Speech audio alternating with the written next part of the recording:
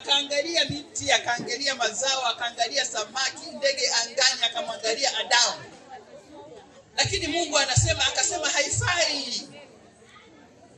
Bila maklina. Haifanyi nini? Haifai. Kwa hiyo palikuwa na uhitaji wa mwanamke kuumbwa. Wewe ni kitinda mimba wa uumbaji wa Mungu.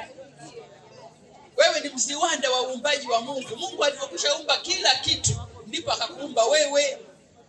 Wewe ni last born. Hebu ishi kama last born. Unazijua tabia za waziwanda. Unazijua tabia. Kuna waziwanda hapa. Kuna watoto wa mwisho kuzaliwa hapa. Tunazijua tabia zetu. Tabia zetu ni kudeka. Tabia zetu ni za machozi. Tabia zetu ni za kulainika. Acha ubabe. Usiwe mbabe, wewe ni mziwanda. Mungu alikuumba wewe mwisho. Tabia yako ni ya kudeka, ya uziwanda. Usitumie ubabe.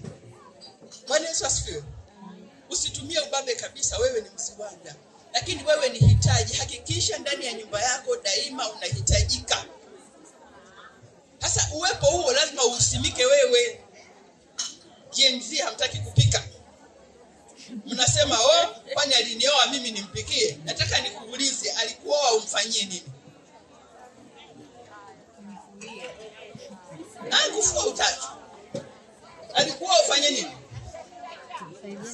Alikuwa umpikie, ndio ni sehemu ya kuoa wewe. Kwani alikuwa wewe ili amjengee mama yako nyumba? Ili akununulie gari? Hiyo ndio sababu ya kuoa. Nataka kuhakikishia kwamba kitu kimoja, jambo moja halitoshi kujenga ndoa yenu.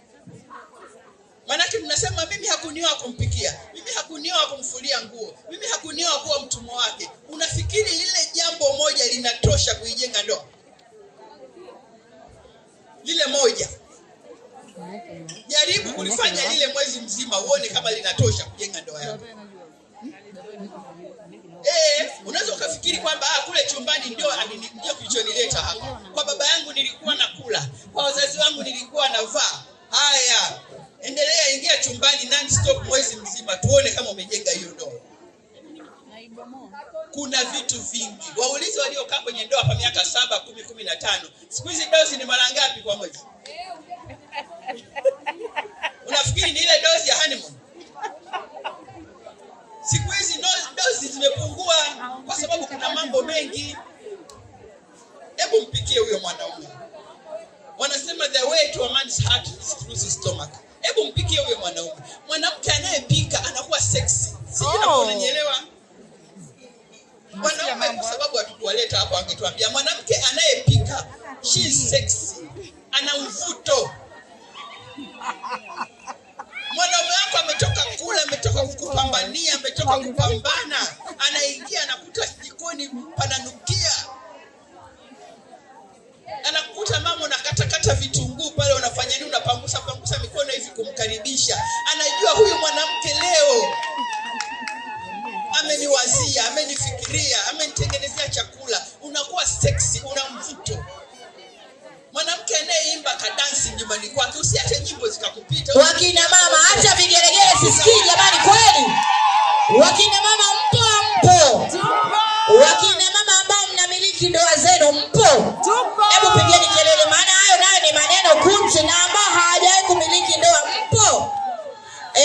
Tuendelee kusikiliza neno muda so mrefu. Nitataka watu 2 ama 3 na wenyewe waje kutuambia maneno mazuri. Asante, tuendelee mama yangu kipenzi. Wanaume wamechoka, wana struggle, wana fight maisha huko. Anarudi anakuta wewe ndio hivyo umevaa, umependeza, kangu kako kale ka nyumbani kafupi mpaka hapa, unapika, you look sexy, una dance kwenye music inayocheza pale, you look sexy, unavuta. Acha wakudanganye jinsi, tatuona.